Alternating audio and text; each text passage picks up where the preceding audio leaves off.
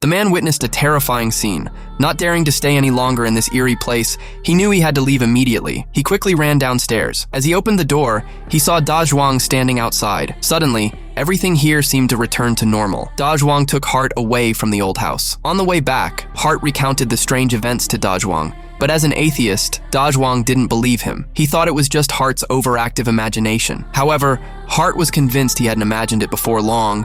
They returned to the small town. Seeing a crowd gathered ahead, they approached to find a fire raging. Hart heard that there were still children trapped inside. Ignoring the crowd's attempts to stop him, he rushed in. Inside, he quickly found a girl, but just as he was trying to figure out how to get her out, the girl suddenly turned her gaze to the side. Following her look, Hart saw a woman in black standing in the corner. At that moment, the girl, as if possessed, threw an oil lamp at her feet. In an instant, flames engulfed her. Hart realized that the woman was behind all of this. Watching the fire spread, he could only leave in despair. Once outside, he felt immense guilt over the girl's death. If he hadn't insisted on going to the old house, this wouldn't have happened. The townspeople cast strange looks at him, but he couldn't worry about that now. Thinking about his son, who was supposed to come find him, filled Hart with fear. However, communication wasn't advanced in those days. The only place in town with a radio was the inn, and they were clearly unwilling to help him. Determined to prevent a tragedy, Hart decided to help the woman in black find her son's remains.